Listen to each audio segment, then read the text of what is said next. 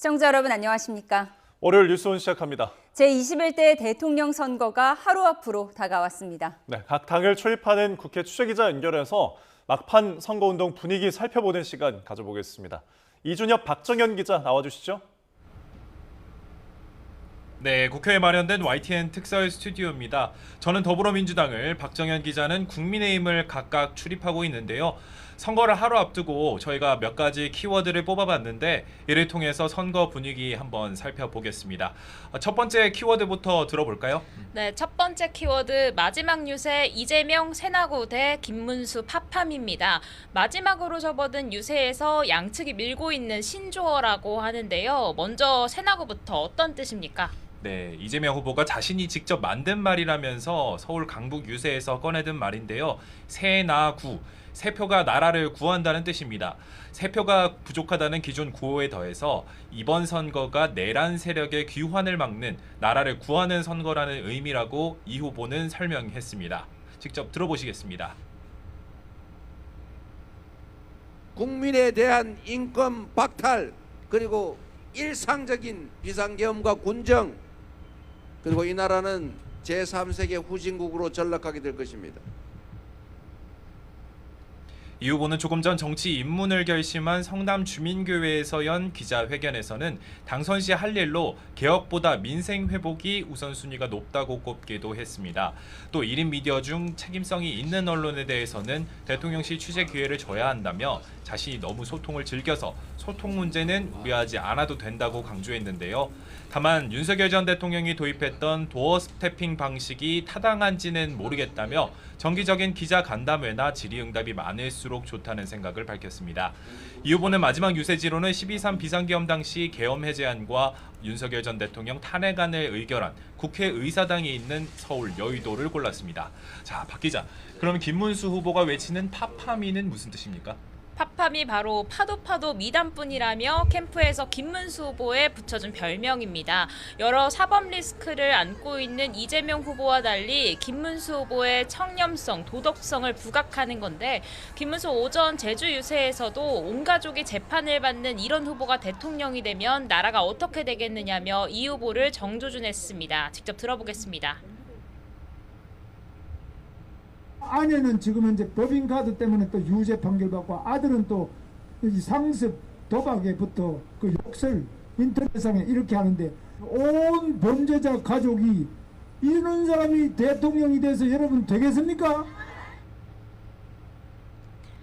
김 후보 조금 전에는 긴급 기자회견도 열어 비상계엄 사태에 거듭 사과하고 당통관계 재정립을 비롯한 당 쇄신 방안을 약속했는데 선거 막판 윤석열 전 대통령과 확실한 절연 의지를 내비치며 중도층에 손을 내미는 시도로 보입니다.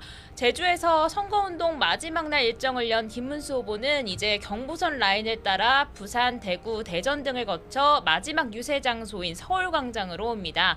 서울광장은 대한민국 가장 중심부로서 시민들 발길이 끊이지 않는 곳인 만큼 마지막까지 한 명의 유권자라도 더 만나겠다는 게 김 후보 캠프 구상입니다.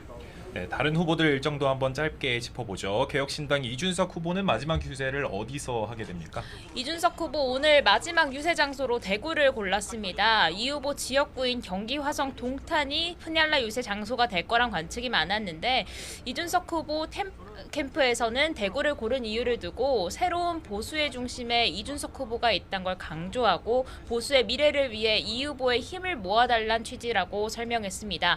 민주노동당 권영국 후보는 어디로 갔습니까? 네, 권 후보 같은 경우는 마지막 날 장애인 이동권 시위가 벌어지는 서울 해화역과 노동자 사망 사고가 있었던 구의역 등을 돌았습니다. 차이를 이유로 구분하고 등급 나누고 차별하는 사회를 멈춰야 한다고 목소리를 높였는데요. 여성 살해 사건이 일어났던 강남역에선 여성 지지자를 만나 당선 유무와 상관없이 비동의 강간죄 도입을 위해서 끝까지 함께할 것이라고 약속하기도 했습니다. 자, 두 번째 키워드 살펴보겠습니다. 판세는 피가 마른다 대 대역전 기적 시작입니다. 여론조사 공표가 금지되는 이른바 블랙아웃 기간이 시작되면서 대선 주자들 사이에서 판세 분석과 여론전도 치열한데요. 각 당의 판세 전망 한번 들어보겠습니다. 먼저 이 기자 피가 마른다. 그만큼 차이가 근소해서 걱정스럽다는 뜻인 건가요? 네, 박수현 선대위 공보수석 부단장이 YTN 라디오에서 한 이야기인데요. 그만큼 한 표가 절실하다는 선거 기조를 보여주는 말인 것 같습니다. 지난 대선에서 0.73%포인트로 석패한 경험을 되살려서 대외적으로 안심할 수 없다면서 또 조심하고 있는데요. 김민석 상임 공동선대위원장은 라디오 인터뷰에서 선거 끝난 다음에 부정선거 등을 거론하면서 정부 발목을 잡으면 되겠냐면서 그렇지 않을 정도의 표 차이를 만들어달라고 호소하기도 했습니다. 적어도 한두 해 정도는 좀 안정적으로 이렇게 국정에 전념하고 경제 살리기에 전념할 수 있는 환경을 만들어 주시는 것이 국가적으로 볼 때 바람직한 것이 아닌가 싶어서. 다만 민주당 선대위 핵심 관계자의 이야기를 들어보니 내부적으로는 역대 두 번째 사전투표에도 내란에 대한 국민의 분노가 고스란히 드러난 것이라고 보고 있고 현장을 다녀보면 지지자들도 손을 꼭 잡으면서 열성적 반응을 보이더라며 판세를 긍정적으로 보고 있습니다. 자, 이제 국민의힘 전망도 전해주시죠. 국민의힘 최근 며칠 이재명 후보 아들 문제나 유시민 작가 설화로 중도층 표심이 크게 움직이며 지지율 역전, 이른바 골든크로스가 만들어졌다고 주장하고 있습니다. 여기에 선거 레이스가 막판에 접어들며 그간 결집세가 다소 약했던 영남 지역이 다시 뭉치기 시작했다는 분석도 나오는데 선거운동 마지막 날인 오늘 박근혜 전 대통령과 이명박 전 대통령까지 지원 사격에 나서며 힘을 보태고 있습니다. 다만 안타깝게 이번 대선 초반부터 김문수 후보가 내세운 빅텐트 전략, 결국 핵심 축이라 할 수 있는 이준석 후보와 단일화가 무산되면서 뼈아픈 지점으로 남게 됐는데요. 김문수 후보 자체론 본투표 직전까지도 단일화의 끈을 놓지 않겠다는 메시지를 이어가고 있는데 결국 유권자들에게 투표장에서 단일화를 촉구하는 게 아니냐는 해석도 나옵니다. 후보님은 끝까지 최선을 다하겠다고 그러시더라고요. 단일화가 목표가 아니고 대한민국의 미래를 위해서 조금 전에 말씀드린 괴물 독재 정권의 탄생을 막기 위해서라면 이준석 후보 크게 반발하고 있습니다. 윤석열, 정광훈, 황교안 같은 계엄 극우 세력이 지원하는 후보가 김문수 후보란 게 점점 명확해지고 있지 않냐며 결국 유일한 범보수 진영 대안은 자신이라고 강조했습니다. 자, 이제 마지막 키워드 살펴보겠습니다. 막판까지 공방, 리박스쿨 대 사법거래입니다. 댓글 여론조작 의혹을 받는 극우 성향 교육단체죠. 리박스쿨에 대해선 민주당에서 집중 공세를 펼치고 있죠. 네, 민주당은 리박스쿨이 김문수 후보와 연관성이 있는 거 아니냐는 의혹을 제기하고 있습니다. 선대위 신속대응단이 공개한 영상을 보면 지난 2020년 당시에 기독자유통일당 점퍼를 입은 김 후보가 등장한다는 건데요. 박찬대 상임총괄 선거대책위원장은 선대위 회의에서 사실이라면 이명박 정권의 국정원 댓글 조작 사건이나 박근혜 정권의 국정교과서 사태 버금가는 국기문란 중대 범죄라고 날을 세웠습니다. 심지어 리박스쿨이 주관한 교육에는 유튜브, 김문수 TV가 협력사로 되어 있다고 합니다. 김문수 후보님, 이래도 리박스쿨을 전혀 모르신단 말입니까? 네, 박 위원장은 벌써 리박스쿨 유튜브 영상들이 삭제되고 있는 것으로 안다면서 경찰에 신속하고 엄정한 수사를 촉구하기도 했습니다. 그러나 국민의힘은 김문수 후보는 물론이고 당의 누구와도 리박스쿨과 관련이 없다는 입장입니다. 선거를 코앞에 두고 민주당이 이런 근거도 없이 의혹을 제기하는 건 공작이 의심된다고 맹비난에 나섰는데요. 최근 불거진 이재명 후보 아들 문제나 유시민 작가 발언 같은 부정적 이슈를 덮기 위한 공세에 지나지 않는다는 겁니다. 김용태 비대위원장은 과거 친이재명 사이트 DDD 리스트에 댓글 조작 정황이 있었다며 조작의 원조가 상대당의 프레임을 덮어씌운다고 날을 세우기도 했습니다. 국민의힘은 한편으론 이재명 후보의 이른바 사법거래 의혹을 띄우며 역공에 나서는 분위기인데 어떤 내용인가요?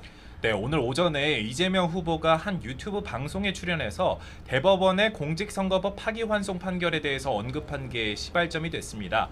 이 후보는 일종의 특종일 수 있는데 대법원 쪽에 저한테 직접은 안 오지만 소통들이 일부 되지 않느냐며 사람 사는 세상에 없을 수 없다고 말했습니다.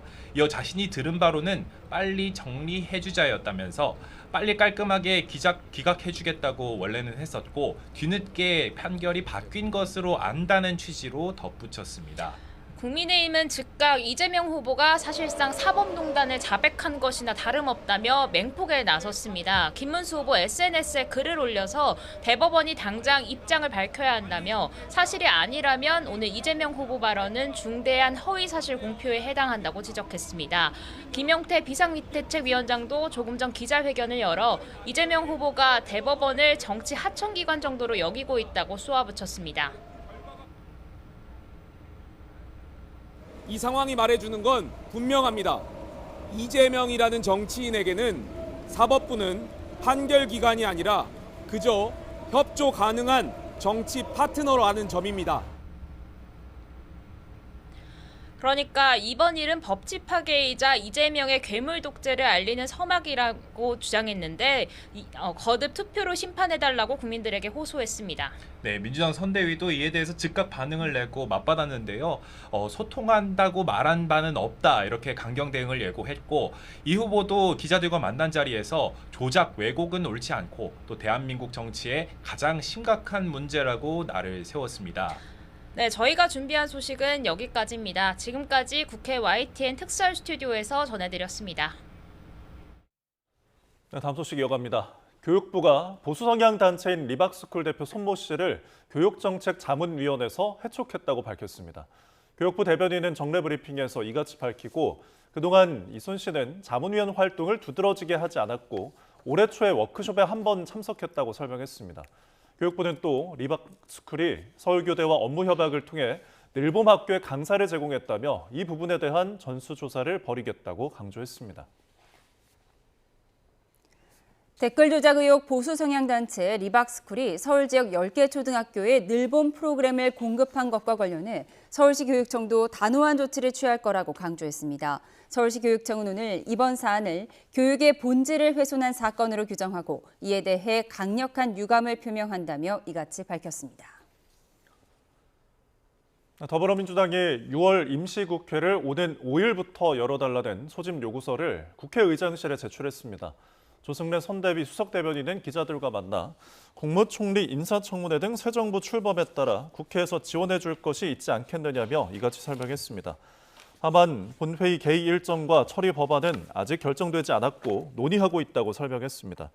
일각에선 민주당이 대선 이후 공직선거법상 허위사실 공표죄 처벌 범위를 축소하는 선거법 개정안 등 이재명 후보 사법 리스크를 차단하기 위한 법안을 처리할 거란 전망이 나옵니다. 대선 당일인 내일 경찰이 가용인력 100%를 동원하는 비상근무체제 가포 비상을 전국에 발령합니다. 경찰은 이번 선거 기간 후보자 경호와 투표소 인근 경비 등 각종 선거 관련 업무에 연인원 16만여 명을 투입해 우발 상황에 대비하고 있습니다. 신규혜 기자입니다. 제21대 대선 당일 경찰이 전국에 가포 비상을 발령합니다. 가포 비상은 가용 인력 100%를 동원하는 가장 높은 단계의 비상근무 체제입니다.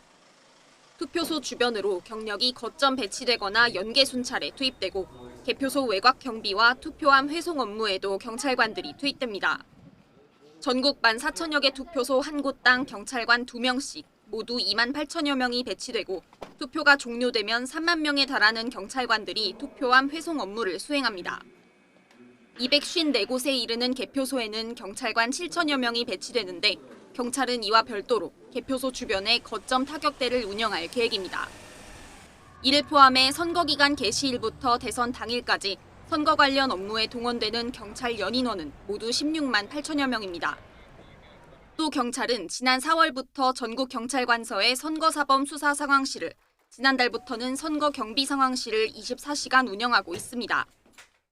5대 선거 범죄를 집중 단속 대상으로 하여 지위 고하를 불문하고 오직 법과 원칙에 따라 엄정 조치하겠습니다. 후보자 경호 인력 역시 지난 대선보다 늘었습니다. 경호에 투입된 인력만 200명에 달하는데 사복 전담 경호는 물론 후보의 주요 이동 경로에도 경찰관들이 배치됐습니다. 또 정치권을 중심으로 후보자 신변 안전에 대한 우려가 커지면서 저격총 관측 장비와 폭발물 처리반까지 배치됐습니다. 경찰은 새 대통령의 취임식이 끝날 때까지 경계, 경호 업무에 최선을 다한다는 계획입니다. YTN 신기혜입니다. 네, 대통령 선거일이 하루 앞으로 다가온 가운데 내일까지 남부지방을 중심으로 비가 이어질 전망입니다. 취재기자 연결해서 자세한 날씨 알아보겠습니다. 정혜운 기자, 선거일에 비가 내려서 걱정인데 언제까지 내리나요? 네, 중부지방은 비가 대부분 그쳤지만 이 남부지방은 내일 아침까지 비가 조금 더 이어질 것으로 보입니다.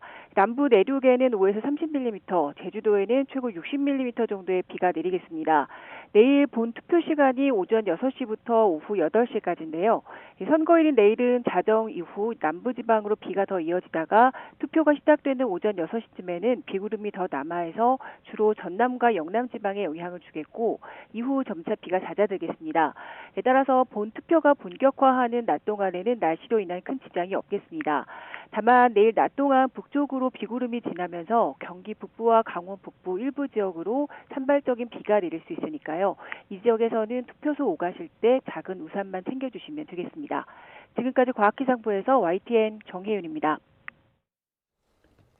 네, 지난 주말 서울 지하철 5호선 열차 안에서 불을 지른 60대 남성은 이혼 소송을 공론화하기 위해서 범행을 저질렀다고 주장했습니다. 이르면 오늘 방화범에 대한 구속 여부가 결정될 것으로 보이는데요. 사회부 취재기자 연결해서 자세한 내용 알아보겠습니다.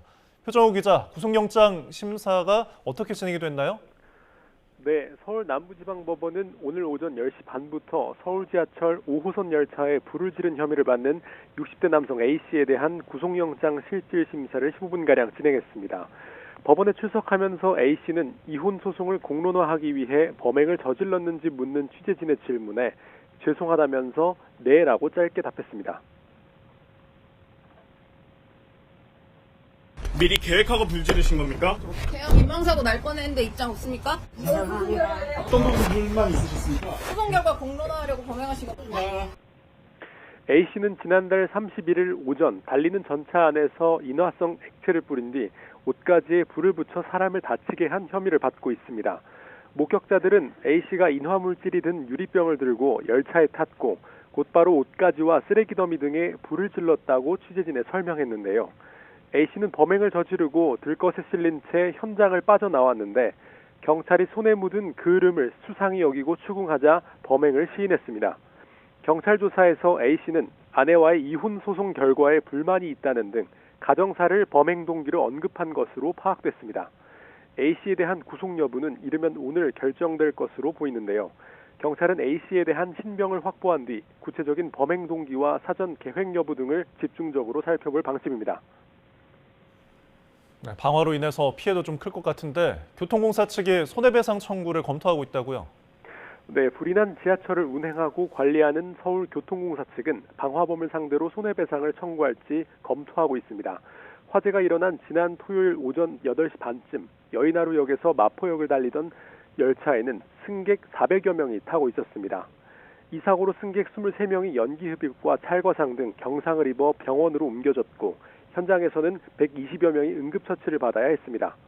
또 5호선 지하철 한 량이 일부 소실됐고 2량이 그을렸는데요. 소방당국이 추산한 재산 피해액만 3억 3천만 원에 달합니다. 서울교통공사 측은 시설 복구 비용이나 운행 지연에 따른 손실 등에 대해 A씨를 상대로 손해배상 청구 소송을 제기할지 논의하고 있습니다. 이 밖에 100여 명에 달하는 인명피해에 대한 배상 여부도 주요 쟁점이 될 걸로 보입니다. 지금까지 사회부에서 YTN 표정우입니다.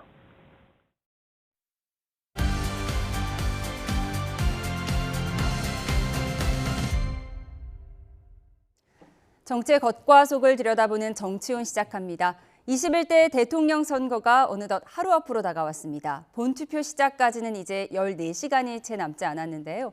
전용기 민주당 의원, 이준우 국민의힘 대변인, 배종찬 인사이트K 연구소장 세 분과 함께 후보들의 막판 전략 집중 분석해 보겠습니다. 세 분 어서 오세요. 안녕하십니까.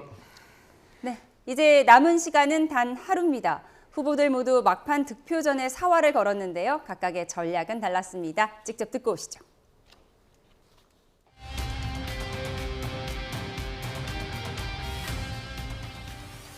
내일은 대한민국의 운명이 결정되는 날입니다. 이재명이 대통령이 되느냐, 김모 후보가 대통령이 되느냐, 그게 결정되는 게 아니고 나라가 계속 폐락하고 망해갈 것이냐, 아니면 지금이라도 바닥을 찍고 다시 회복해서 희망 있는 세상으로 되돌아갈 것인가? 지속적으로 성장하는 희망 있는 세상을 만들 것이냐가 결정되지 않겠습니까?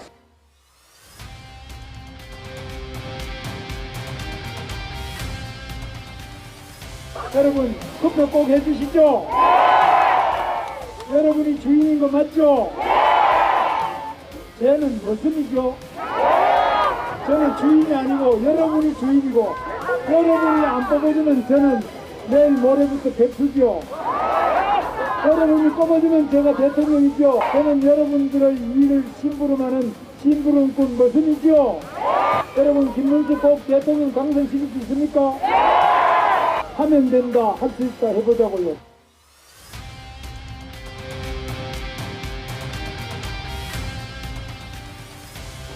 오늘 이제 투표를 하루 앞두고 있습니다. 전국에 계신 모든 유권자분들 정말 이번 선거 중요합니다. 모두 투표장에서 소중한 한 표 부탁드립니다. 날씨가 좀 좋지 않을 것이라는 예보가 있는데요. 그래도 계엄 이후에 대한민국의 방향성을 정하는 아주 중요한 선거입니다. 꼭 참여해 주시기를 부탁드리겠습니다. 네. 먼저 각 후보의 피날레 유세 장소의 의미부터 짚어보겠습니다. 이재명 후보는 여의도에서 마지막 유세한다고요? 그렇습니다. 지금 오전부터 쭉 경기도를 순회하고 있고요. 그다음에 마지막에 여의도에서 피날레 유세를 하는 겁니다. 기본적으로 여의도에서 우리가 12.3 계엄을 막지 않았습니까? 사실 국회의원들이 표결을 할 수 있었던 이유도 국민들께서 국회로 달려와 주셨고 그 자리에서 장갑차를 맨몸으로 막으면서 국회의원들이 표결을 할 수 있는 시간을 벌어줬기 때문에 지금의 선거도 있는 것이고 12.3의 계엄도 막을 수 있었다라고 보는 겁니다. 그 의미가 상당하기 때문에 여의도에서 피날레 유세를 하고 국민 앞에 이렇게 당당하게 나서겠다라고 하는 의미를 담았다고 봐주시면 좋을 것 같습니다. 예, 이재명 후보는 여의도에서 유세를 하고요. 김문수 후보는 오늘 강행군이네요. 제주부터 부산, 대구, 대전을 거쳐서 마지막에 서울시청 앞에서 마지막 유세를 한다고요? 네, 국토종단 유세를 한 거고요. 그동안 이제 굉장히 힘들게 달려왔었습니다.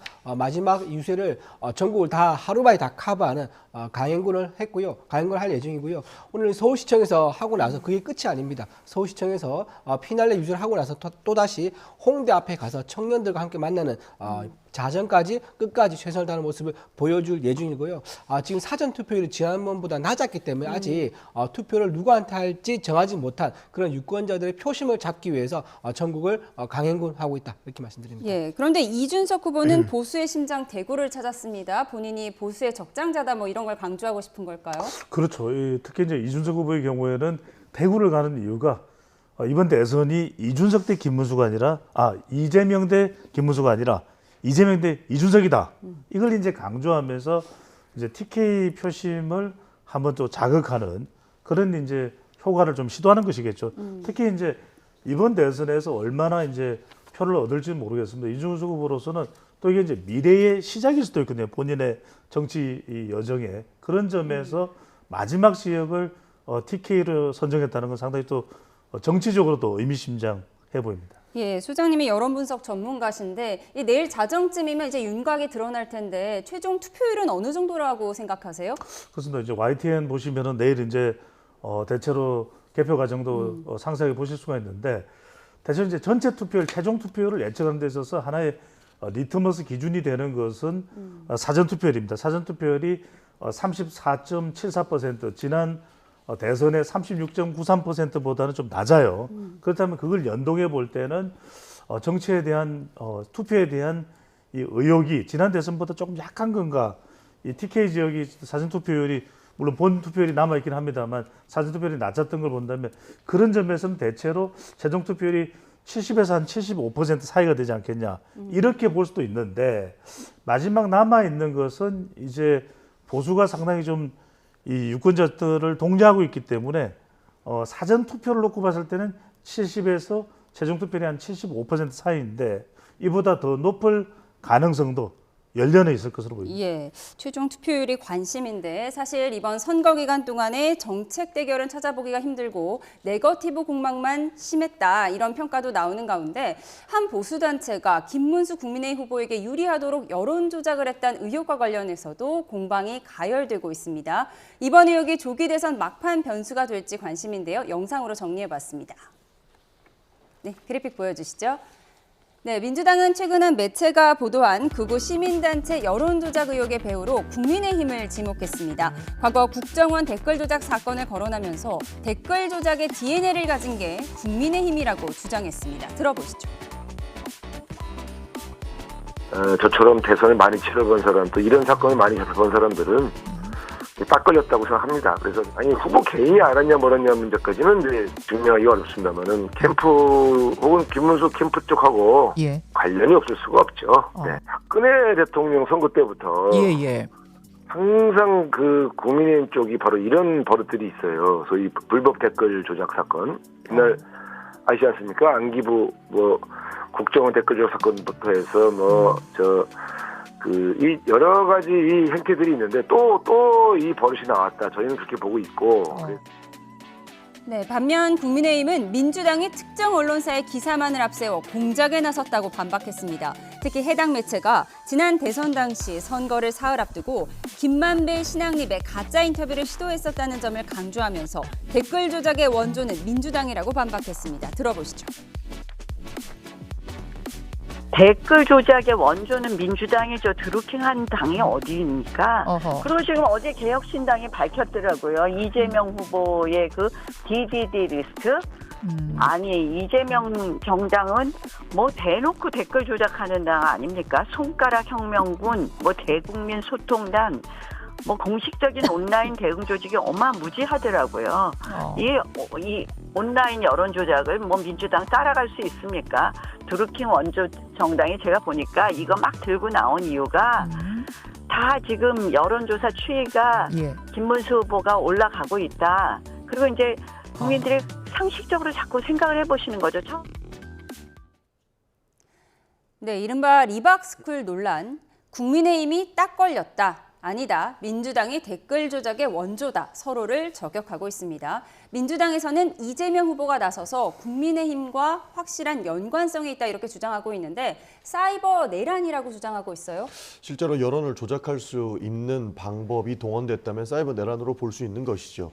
기본적으로 상식을 논하는데 저는 굉장히 어처구니가 없는 게 상식적이지 못한 행동 때문에 지금 대선이 열린 것 아닙니까? 그것을 옹호해놓고 지금 와가지고 오히려 적반하장식의 태도를 보이고 있는 것이 오히려 비상식을 국민 앞에 저는 보이고 있다라는 말씀을 안 드릴 수가 없는 것이고 리박스쿨과 관련된 내용들이 지속적으로 증거들이 공개되고 있습니다. 실제로 여러 사람들이 휴대폰을 꺼내놓고 댓글과 관련도로 추정되는 행동들을 하고 있는 모습들을 보이고 있고 늘봄 학교에 교사들을 믿기로 했다라는 이런 의혹도 나오고 있는 것 아닙니까? 실제로 여기에서 얼마 정도까지 증거가 더 나와야 인정하실지는 모르겠으나 실제로 의심할 수 있을 만한 정황들이 굉장히 많이 포착되고 있고 굉장히 구체적인 증거들이 있는 것으로 저는 보고 있거든요. 그런 차원에서 리박스쿨 문제를 그대로 두고 갈 수도 없다. 이름 자체도 그래요. 리승만, 박정희 얘기하는 것 아닙니까? 그런 사람들의 역사를 배워야 된다라고 주장하는 것 같은데 실제로 비상식적인 일이 진행되고 있는 것 같고 그에 대한 증거가 나왔으면 올바른 해답을 하면 됩니다. 김문수 후보 같은 경우에는 물어보는 데에 다른 대답을 하고 있는 모습들 여러 가지를 종합해 봤을 때 충분히 의혹을 제기할 수 있는 부분이 있고 깔끔하게 해명하시면 되지 오히려 적반하장의 태도는 저는 보기 좋지 않다라는 말씀 드리고 싶습니다. 예, 김문수 후보가 깔끔한 해명을 하지 못하고 있다라고 지적하셨어요. 그러니까 지금 국민의힘은 리박스쿨에서 일어난 모든 일들을 모른다, 상관이 없다는 거죠. 그렇죠. 좀 더 구체적인 증거가 나와야 되는 거고요. 지금 이 상황에서 리박스쿨의 대표를 아냐고 김문수 후보에게 묻는 거는 매우 부적절합니다. 왜냐하면 지난번 민노총에서 민노총 간부들의 간첩 혐의로 지금 재판받고 있지 않습니까? 북한에서 보낸 공작금도 받았고 해외에서 북한 간첩도 만났었고요. 또 이제 데모를 할 때 어떤 구호를 쓸지 그런 지령도 받았었고 그런 상황이 있을 때 만약에 이재명 후보한테 민노총 위원장하고 잘 아세요? 라고 물으면 뭐라고 답하겠습니까?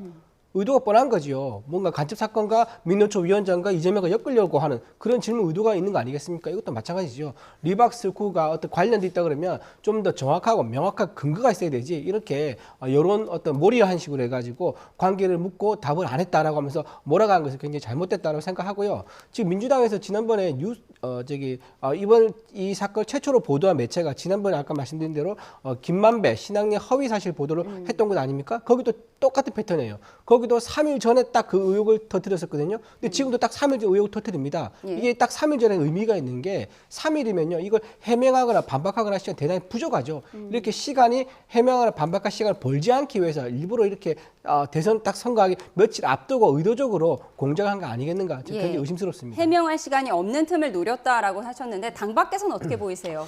그러니까요. 그래서 저는 이런 이슈들을 선거 끝나더라도 계속 추적해서 규명을 내서 선거 끝난 이후에도 이 부분에 대한 사후적으로라도 처벌이 이루어지면 좋을 것 같아요. 왜냐하면 안 그러면은 아니면 말고식으로 돼버리는 것이 선거 막판에는 확인 불가인 겁니다. 그러다 보니까 실체가 규명돼야 되고 진위 여부가 확인돼야 되는데 선거 막판에 확인이 불가하죠. 이거 어떻게 확인하겠습니까? 중앙선관위가 나서서 확인하기에도 시간이 충분하지 않거든요. 그래서 유권자들에게는 이 사실 여부가 상관없이 부분적으로는 영향을 줄지 몰라도 이게 정치 성향에 따라서 전혀 받아들이는 정도가 다를 것이기 때문에 실제 미치는 영향은 제한적일 것이다. 그럼에도 불구하고 향후에 선거에서 이런 네거티브전이라든지 마타도를 막기 위해서라도 끝까지 선거 후에 실체를 밝히는 거죠. 그래서 사후적으로라도 이 사실에 따라서 처벌을 하는 것이 필요할 것으로 보입니다. 실제로 민주당에서 배종찬 소장님의 입장과 마찬가지입니다. 이대로 끝나서는 안 된다. 지금 단순히 이번 선거만을 위해서 저희가 의혹 제기하는 것이라고 말씀드리지 않습니다. 실제로 뉴스타파의 보도에서는 자세한 증거가 나왔다고 봤던 것이고 그 이후에 민주당에서도 확인하는 과정 중에 유튜브 영상들이나 이런 것들이 내려가는 것들을 포착했다라는 것이거든요.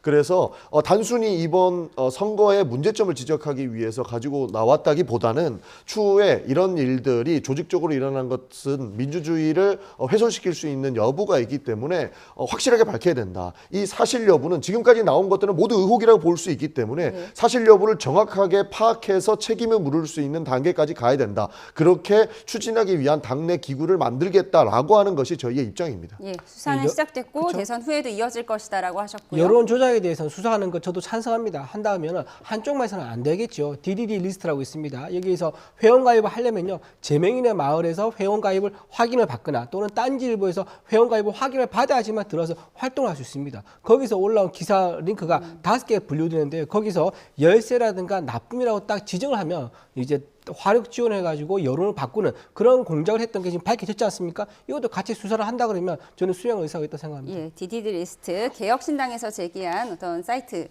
말씀하시는 거죠? 거기에 들어봤고요. 그런가 하면 세계 3대 투자자로 꼽히는 짐 로저스 홀딩스 회장이 이재명 후보에 대한 지지 선언을 한 적이 없다는 보도와 관련해서도 공방에 붙고 있습니다. 그 발단은 김진향 전 개선공단 지원재단 이사장의 기자회견인데요. 먼저 들어보시죠. 제가 짐 로저스 회장이 보내온 원문, 영문 말고 국문을 지지선언문을 낭독하도록 하겠습니다. 한반도의 평화와 번영을 위해 이재명을 지지합니다. 평화에 투자합시다. 미래에 투자합시다.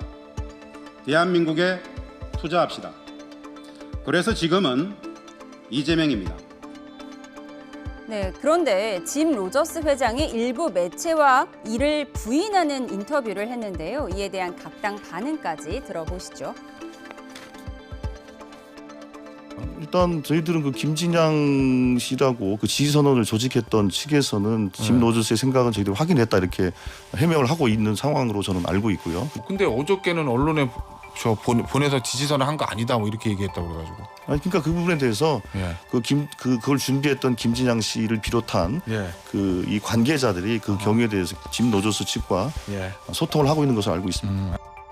짐 로저스 회장은 나는 지지한 적 없다. 전혀 모르는 일이다. 완전한 사기다. 라고 명확하게 밝히면서 본인의 이름이 이렇게 거론되는 것조차 매우 불쾌하다는 입장을 밝혔습니다. 저는 웬만한 민주국 가면 이 정도 사기치고 대선에서 이 정도 거짓말을 했으면 후보 사퇴하는 게 맞다고 생각합니다. 네, 짐 로저스가 이재명 후보를 지지했는지 여부. 국민의힘에서는 이번 논란을 두고 국제사기 대선 후보다, 보이스피싱 대선 후보다 이런 명칭을 붙이면서 역공을 펼치고 있습니다. 어떤 의미라고 보세요?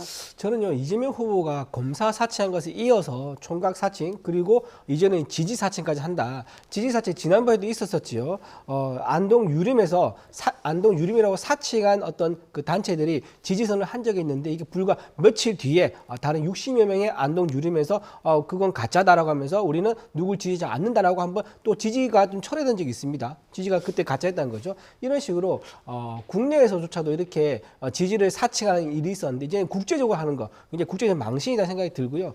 그리고 짐 로저스가 실제로 만약에 어떤 꼭 지지를 확실하게 하는 그런 대화가 오고 갔지 않고 어느 정도 소통만 했더라도요. 이렇게 완벽한 사기, 그러니까 컴플리트 프로드라고 그랬는데 이렇게 표현을 안 했을 거예요. 어느 정도 대화는 오고 간 건 맞지만 내가 지지선을 한다고까지는 말한 적은 없다. 이렇게 본인이 해명을 하죠. 근데 그러지 않고 단호하게 완벽한 사기라고 했지 않습니까? 그렇기 때문에 굉장히 이거는 민주당에서 누가 실무진인지 아니면 이재명 후보까지 이게 올라가고 나서 내려온 건지 모르겠지만 이건 굉장히 이재명 후보가 책임을 면하기 어렵다. 짐 로저스라면 세계 경제에서 아주 큰 손이라 할 수 있는 사람인데 이 사람의 어떤 후광을 얻고 후광을 이제 엎어서 좀 대선에 유리하게 하려고 했던 것이 또 한 번 실패한 거다라고 생각하고요. 예. 또 하나 마지막 말씀드리면 아까 평화 투자하다, 미래에 투자하다, 한다, 대한민국 투자한다라는 이 표현이 있지 않습니까? 이 표현이 굉장히 다분히 한국적이에요. 이 실제 외국인이라 그러면 짐 로저스가 죄송합니다 가수인데 짐 로저스가 이런 식으로 표현하지 않았을 겁니다. 이렇게 굉장히 한국식의 구호로 쓰다는 자체가 이거는 한국의 누군가가 손을 봤다 이렇게 봐야 될 것 같습니다. 민주당에서 어떤 착오가 있었던 건가요? 뭐 그런 것 같습니다. 일단 기본적으로 국민의힘에서는 후보 사퇴하라 이런 식으로 나오는데 뭐 말꼬투리 잡아가지고 어떻게든 한탕 해보려고 하는 것 아닌가 하는 그런 생각밖에 없습니다. 왜냐하면 지금 이렇게 후보 사퇴하라고 몰고 갈 정도면 후보가 직접 해야 되는 사안 아니겠습니까? 그런데 이것은 후보랑 관련이 거의 없는 선대위의 해프닝으로 볼 수 있는 거예요. 실제로 본인들은 뭐 사실관계를 밝히겠다라고 이야기를 하고 있습니다. 그 지지 선언을 했던 그 단체에서는요. 그것을 뭐 영어로 한글을 해석하는 데에서 문제가 생겼는지는 모르겠습니다만 어쨌든 선대위 차원의 해프닝인데 후보가 몰랐으면 이상한 것이다라고 몰고 가려고 하는 모양새인 거죠. 그래서 이 부분은 실제로 뭐 후보와 관련이 없다라고 말씀을 드리기는 어렵지만 실제로 선대위 차원의 해프닝으로 봐야 되는 것이지 이렇게까지 이야기할 사안은 아니다. 국민의힘에서 굉장히 본인들이 수세에 몰리니까 후보랑 연결시키기 위해서 꼬투리를 잡는 것에 불과하다. 이렇게까지 할 문제는 아니다라는 말씀 좀 드리고 싶습니다. 민주당에서는 해프닝이라고 하셨는데 대선 막판 변수가 될 거라고 보세요? 그러니까 제가 이런 말씀을 드리고 싶은 것이 주변에 설레발 또 오바 이게 이제 YTN에서 오바라는 표현을 안 쓰는데 오바라 해야지 와닿으실 겁니다. 오바하는 거예요. 그러니까 지금 리박스쿨도 그렇고 짐 로저스도 그렇고 리박스쿨의 선거, 짐 로저스의 선거가 아니에요. 이재명의 선거, 김문수의 선거거든요. 그러니까 저는 주변에서 제발 좀 너무 과하지 않았으면 좋겠다. 그러니까 이게 짐 모리스인가요? 짐 로저스. 그러니까 그것도 지금 황당무계한 거예요. 지금 짐 로저스가 누구야? 그런데 이제 뭐 유명한 그런 투자자 뭐 억만장자 이야기하는 거 아닙니까? 그러니까 이게 주식 투자자 효과, 유권자가 상당히 많으니까 20에서 30, 40의 이 유권자 또 유명인 효과 이걸 노리기 위해서인데 우리가 뭐 짐 로저스 보고 리박스쿨 보고 투표하는 거 아니지 않습니까? 그러니까 제발 주변에서 좀 이제는 오바, 좀 설레발 멈추시면 좋겠습니다. 저희도 동의하는 게 짐 로저스가 이재명 대표를 이재명 후보를 지지한다고 해서 동요해가지고 큰 영향을 주거나 할 거는 아니거든요. 실제로 많은 사람들은 뭐 투자에 관심 있는 사람들은 많이 알겠지만 짐 로저스가 뭐 이재명 후보를 지지하건 김문수 후보를 지지하건 우리랑은 아무 관련이 없어요. 심지어 투표권도 없습니다. 그런데 여기에 지금 일일비해서 뭐 후보자를 사퇴해라라고 한다든지 하는 것은 오히려 선대위에서 더 오버하는 거다. 저는 그렇게 생각합니다. 근데 짐 로저스 그게 간단한 문제가 아닌 게 지금 짐 로저스가 지지한다 하니까 실제 주가가 올라갔습니다. 그래서 지금 이재명 후보 얘기가 노쇼 비슷하게 됐는데요. 짐 로저스는 지지하지 않았지만 짐 로저스가 지지했다는 소문이 돈다. 따라서 주식이 활성화되고 코스피 시대가 5천 시대에 열릴 것이다. 이렇게까지 또 볼 수 있는 거 아니겠습니까? 그렇기 때문에 단순히 이걸 해프닝을 보기에는 넘어갈 수 없는 상황이다. 이렇게 말씀드립니다. 리박스쿨과 짐 로저스가 선거의 본질이 될 수 있을 것인가 세 분의 의견을 들어봤습니다. 선거가 하루 앞으로 다가오면서 전직 대통령들의 지원 유세도 눈에 띄는데요. 먼저 오늘 청계천을 찾은 이명박 전 대통령의 목소리부터 듣고 오시죠. 네, 이명박 전 대통령의 목소리 듣고 오시죠. 이 시대에 정말 정직한 서민의 어려움을 알고 또 노동자의 어려움도 알고 소상공인들의 어려움을 아는 후보가 됐으면 좋겠습니다. 김문수 경기도지사가 KTX 놓고 공단을 전자단지 이런 것들을 열심히 우리 정부 정책과 맞춰가서 했기 때문에 그거 기억하죠. 열심히 했어요. 그때 경기도지사 때. 네, 지난 주말 대구 서문시장을 방문한 박근혜 전 대통령, TK 지역에서의 여전한 인기를 실감하기도 했는데요. 오늘은 부울경 지역을 방문해 지원 사격에 나섰습니다. 들어보시죠. 국민 여러분께서 현명하게 어떻게 해야 우리가 이제 나라가 계속 올바른 방향으로 발전해 나갈 수 있을까 이런 생각을 하시면서 현명하게 투표를 하실 거라고 생각합니다. 네, 그런데 국민의힘이 당혹한 대목도 있습니다. 지난 주말 전광훈 씨가 주도하는 보수 집회에 윤석열 전 대통령이 김문수 후보 지지 메시지를 낸 건데요. 김문수 후보는 서둘러 선을 그었습니다. 들어보시죠. 윤석열 대통령께서는 이미 우리 당도 아니고 이미 탈당을 하셨습니다. 제가 논할 문제가 아니라고 생각합니다. 선거에 악영향을 줄 수 있는 일말의 이슈 단 하나라도 만들지 않겠다는 의지로 보이는데 김용태 비대위원장은 윤 전 대통령을 향해 국민의힘 근처엔 얼씬도 말라 아주 세게 선을 그었습니다. 한 발 더 나아가 대통령 탄핵 심판의 결과에 따라 지난해 당이 대통령 탄핵 반대 당론을 채택했던 건 아예 무효화돼야 한다는 글을 올리기도 했는데요. 오늘 아침 윤상현 의원은 당의 뿌리와 정체성이라는 선을 넘어선 안 된다며 다른 목소리를 냈습니다. 그러자 한동훈 전 대표, 우리 당의 정체성은 불법 계엄 저지라며 윤상현 의원 발언에 반발하는 등 윤 전 대통령의 지원 사격에는 당내의 갑론을박이 이어지고 있습니다.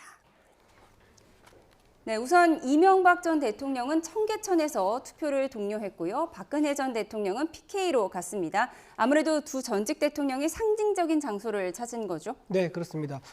본인의 치적을 가장 상징적으로 보여줄 수 있는 청계천에 가셨죠. 이명박 전 대통령은. 그리고 박근혜 전 대통령은 한강이라면서 가장 큰 전통시장을 알리는 서문시장에 갔습니다. 본인의 정치적 고향이기도 하고요. 거기서 많은 이제 정치적 어떤 기운을 얻기도 했었는데 이렇게 전직 두 대통령이 모두 나섰다는 것은 이번 대선 결과가 아주 초박빙으로 갈 가능성이 높아졌다. 더군다나 사전 투표율이 좀 생각보다 낮음으로 인해서 본 투표에서 누구를 찍을지 아직 고민하는 분들이 많다. 이제 그래서 그 고민하는 분들의 표심을 가져오기 위해서 전직 대통령들이 나선 게 아니겠느냐 이렇게 생각할 수 있는 거고요. 다만 아쉬운 것은 지금 윤석열 전 대통령이 나섰는데 지금 김용태 비대위원장이 말한 것처럼 윤석열 전 대통령께서는 현재 본인이 받고 있는 재판에 집중하는 것이 좀 더 좋지 않겠느냐 그런 뜻을 좀 강하게 어필한 것으로 좀 보입니다. 예, 윤석열 전 대통령의 메시지에 대해서는 국민의힘 내부에서 갑론을박이 이어지고 있는 것 같은데요. 민주당에서 어떻게 보이세요? 그러니까 이재명 후보가 과거에 대표 시절에 예측했던 게 국민의힘이 윤석열 지우기 100일 차, 그러니까 100일 뒤면은 윤석열 지우기 들어갈 것이다라고 했는데 근데 팔짝 뛰었습니다.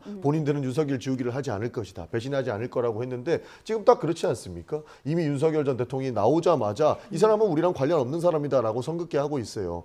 이런 부분들이 본인들이 지금 이 선거판에서 얼마나 권력 지향적으로만 바라보고 있는지를 좀 보고 있는 것 같습니다. 그때 당시에 실제로 탄핵을 반대했던 사람들도 우후죽순 나와가지고 선긋기를 하고 있는 모습을 보는데 정말로 국민들의 무서움을 다시 한번 느꼈으면 좋겠다는 생각이 좀 드는 것이고 이명박 대통령이라든지 박근혜 대통령에 대한 지지율은 끌어올려고 하는 것 같습니다. 그게 결국에는 보수 결집이고 향수를 불러오기 위한 그런 노력이라고 보는데 중도층들에도 이 향수의 냄새가 풍겨지기를 바랄 뿐입니다. 오히려 저분들에 대한 반발감이라든지 그 향수는 가장 최근에 있었던 윤석열 대통령의 향수가 더 클 거거든요. 그런 부분에서 아무리 지우려고 해도 지워지지 않을 것이고 향수를 부를 거면 일관적으로 있던 대통령 다 불러야 내는 거지 지금 당장에 문제 일으킨 사람만 빼고 하는 부분들은 참으로 안타깝다라는 생각이 들 정도입니다. 이명박 박근혜 두 전직 대통령의 보수의 향수를 불러일으키기로 하지만 윤석열 전 대통령의 힘이 더 클 것이다 이렇게 분석을 하셨어요. 소장님 어떻게 보세요? 아니 근데 이게 이번 선거의 특징이 보통은 이제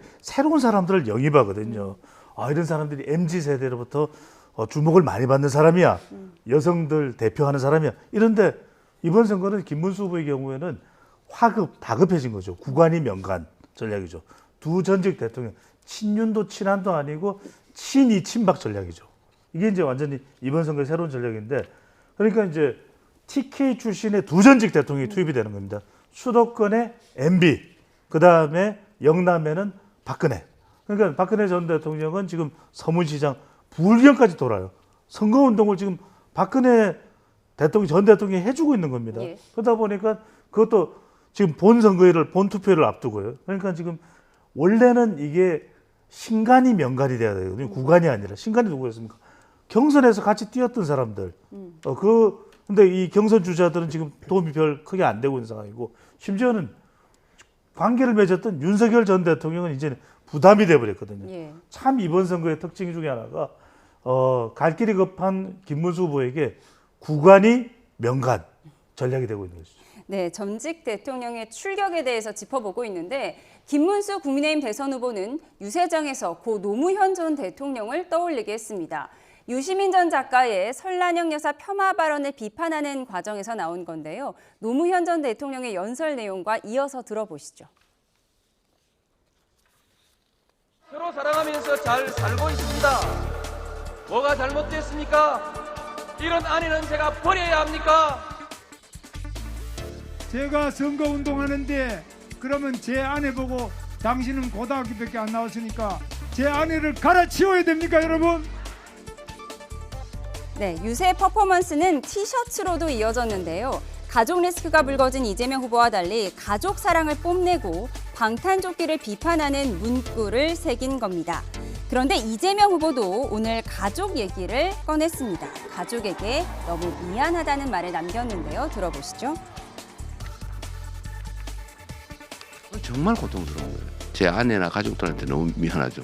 제 아들들이 취직을 못하고 있어요. 꽤 어쨌든 공부도 하고 그랬는데 취직하면 언론들이 쫓아다녀가지고 가짜 보도를 해가지고 저번에 무슨 화천대유에 취직했다 이런 엉터리 보도해가지고 바로 잘렸죠. 얼마 전에는 영 먹고 살기 어려워서 어디 저 시골 가가지고 교습소 알바를 했어요.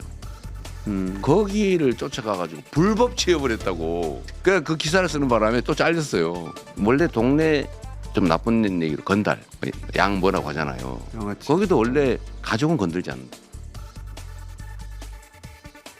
네, 내가 사랑하는 아내를 버려야 합니까? 과거 노무현 전 대통령의 연설을 김문수 후보가 오마주한 모습으로 보이는데 굉장히 가족 사랑을 선거 전략으로 택한 것 같습니다.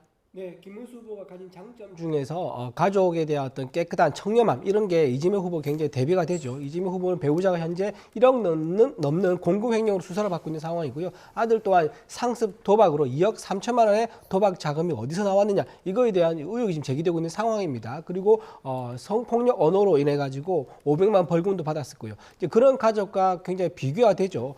사람의 인격이 있고 국가에는 국격이 있는데 어떤 가족이 어떤 식구가 대통령 자리에 올라서 이제 활동을 해야지 우리 국민들이 우리 뽑은 대통령에 대해서 자부심을 느낄 것인가 이거 말하지 않아도 다 알 것이라는 생각이 들고요. 저는 또 한 가지 좀 말씀만 드리고 싶은 게 방금 아들이 교습소에 가서 뭐 알바를 하다가 잘렸다 그러는데 이거는요 언론사 때문이 아닙니다. 이게 주변에 있는 교습소가 그 소문을 듣고 신고를 해가지고요 그렇게 잘린 겁니다. 시장에는 다 경쟁이 있는 건데 상대방이 반칙을 하면요 경쟁자가 그걸 보고 신고를 하는 게 당연한 겁니다. 근데 그걸 언론 탓하면 안 되는 거죠. 그리고 부인도 공간 차량, 그 관용 차량이죠. 관용 차량 같은 걸 사적으로 쓰지 않았으면 문제가 없는 거죠. 항상 차를 쓰고 나서 반납했었던 선량의 여사로 대비되지 않습니까? 지하 주차장에 자기 자가용처럼 이제 차를 주차했었던 그런 이제 김민경 스스로 돌아봐야 되는 거지. 이것 때문에 본인이 가족한테 미안하다 제가 보기엔 가족한테 미안한 것이 아니라 가족 때문에 오히려 국민들의 사과를 해야 될 상황이다라고 생각합니다. 네, 이번 선거 과정에서 이재명 후보가 이렇게 가족에 대해서 길게 언급한 건 처음인 것 같은데요. 가족에 대한 미안함을 토로했어요. 늘 미안하지만 말 못했던 거를 이제 선거에서 이야기할 수밖에 없는 상황이 됐다고 보는 겁니다.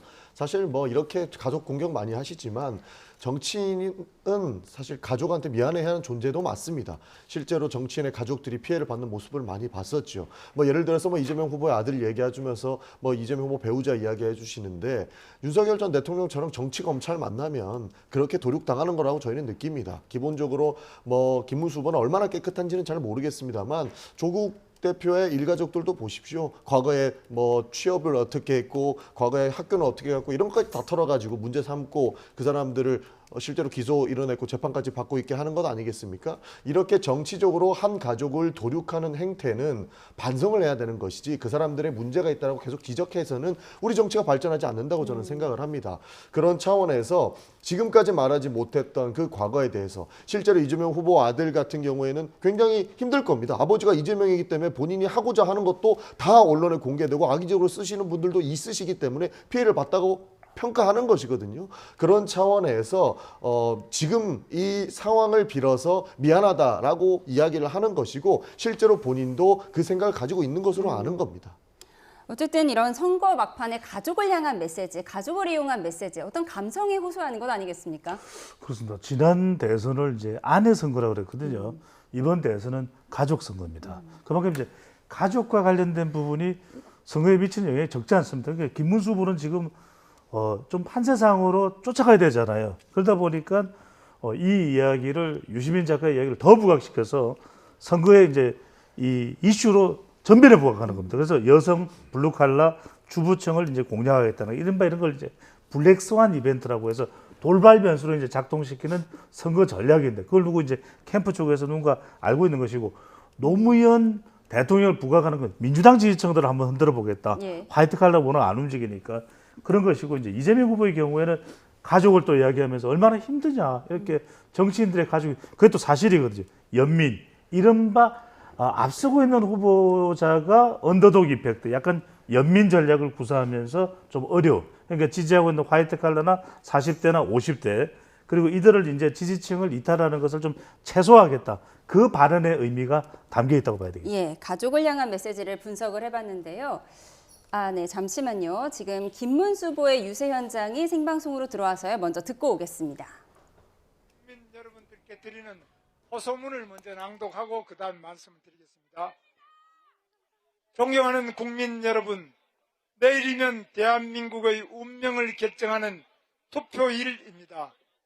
먼저 있어서는 안 될 비상계엄에 대해 다시 한번 사과를 드립니다. 저와 국민의힘은 깊이 반성하며 국민의 뜻과 염원을 받들어 오직 국민과 나라를 위한 길에 나서겠다는 약속을 드립니다. 새로운 각오와 자세로 당내 민주주의, 당과 대통령의 수평적 관계, 대통령의 당무 불개입, 당과 정부의 건강한 관계 등 과감한 당 혁신을 추진하겠습니다. 거듭 약속드립니다. 저는 거짓말로 국민을 속이거나 기만하지 않겠습니다. 어려운 민생 경제를 살리고 부정부패와 거짓 없는 정정당당한 대한민국, 땀 흘려 일하는 국민이 존중받는 위대한 대한민국을 반드시 만들겠습니다. 대통령!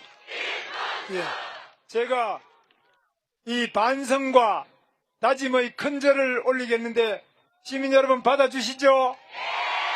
우리 대구 경북 국회의원님들과 함께 큰 절로 우선 인사를 올리겠습니다. 네, 대구 시민 여러분, 김문수 후보 시민 여러분께 인사드리고 있습니다. 반드시 대통령 만들어 주십시오. 대통령! 사랑하는 국민 여러분께서 계엄으로 힘든 시간을 보내실 때 국회 독재를 일삼고 사법 리스크에 떨고 있던 이재명 후보는 감옥에 갈 처지에서 기사회생해서 대한민국 모든 권력을 다 장악하여 히틀러식 총통 독재를 펼치려고 하고 있습니다. 특검을 가동해서 정치 보복을 하겠다고 합니다. 문재인 정권의 국정농단 수사 시즌2로 반대 세력 숙청, 국회 이재명 1급 체제를 더욱 공고히 하겠다는 겁니다. 대법원, 대법관 협박에 셀프 방탄법 강행 예고 등 사법부도 자신의 발 아래 두겠다고 합니다. 헌정 질서와 민주주의 위기가 엄습해 오고 있습니다. 경제도 지역화폐 등 미래 세대에게 빚더미를 던지는 현금 살포 포퓰리즘 공약들을 밀어붙이겠다고 합니다.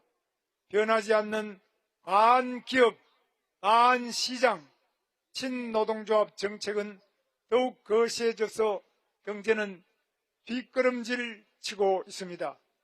국민 갈라치기로 정치의 궁극적 목표인 국민 통합을 파괴하려는 본색도 드러나고 있습니다. 인권과 평등, 민주를 외치던 입에서 여성을 향한 모욕과 차별적인 언어가 난무해도 자기 편이라고 감사하며 편가르기에 골몰합니다. 한반도와 동북아 세계 평화의 위협인 북한 핵무기도 별것 아닌 것으로 치부합니다. 존경하는 국민 여러분들께서 이재명 후보의 위선과 무서운 실체를 낱낱이 알게 되자 이재명 후보는 이를 숨기고 막고자 강탄을 하며 해서는 안 될 퇴행적 행보를 벌이고 있습니다. 막판 허위사실 유포가 극에 달하고 있습니다. 이재명 후보 자신은 물론 부인, 아들까지 범죄 가족이라는 국민적 비판도 나오고 있습니다. 특히 이재명 후보 아들의 입에 담을 수 없는 음란 댓글로 부전자전이란 국민적 공분도 거세게 일고 있습니다. 아들의 추악한 댓글 사건을 덮으려고 최근 얼토당토하는 리박스쿨을 끄집어내서 혹세무민하며 여론을 조작하고 있습니다. 댓글 조작의 원조 민주당 드루킹 세력이 듣보잡 리박스쿨로 저를 엮어 김대엽 병풍, 생태탕, 김만배 신앙님 가짜 인터뷰 등 마약 중독 같은 선거 공작을 펼치고 짐 로저스를 끌어들여 글로벌 허위사실 유포 사기극도 연출하고 있습니다. 국민 여러분, 오늘 이재명 후보는 선거법 위반 대법원 파기환송 판결은 빨리 깔끔하게 기각해 주자는 쪽이었다. 갑자기 파기환송돼서 황당했다고 드러났습니다. 어떤 범죄... 네, 김문수 후보의 대구 유세 장면을 보고 오셨습니다. 저희가 이어서 민주당 이재명 대선 후보의 경기도 유세 현장도 보여드립니다. 현장 보시죠.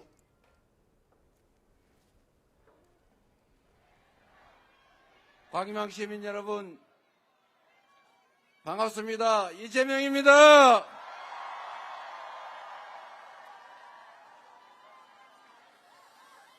우리 광명 시민 여러분 다 모이신 것 같은데 너무 좁은 것 같습니다. 맞습니까? 제가 광명시 여러 차례 왔는데 이렇게 많은 분들이 함께한 건 처음인 것 같아요. 그렇죠? 새로운 세상을 향한 비정상을 벗어나서 정상적인 상식적인 세상을 위한 그 간절한 소망 때문 아니겠습니까? 세상이 좀 이상하긴 하지요. 아니 지금이 어느 시대인데 총을 들고 국민한테 총을 겨누면서 비상계엄이라니 상상이 됩니까 여러분? 80년 5월에 지금으로부터 45년 전이죠. 80년 5월에 총을 든 군인들, 대검을 장착한 그 군인들에 의해서 수없이 많은 사람들이 죽어가지 않았습니까?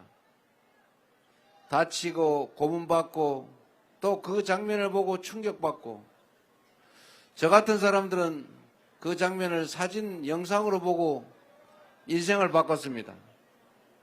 정상적으로 국가 권력이 국민을 위해서 권력을 행사해야지 세상에 국민이 맡긴 총칼로 국민을 찌르고 쏘고 때리고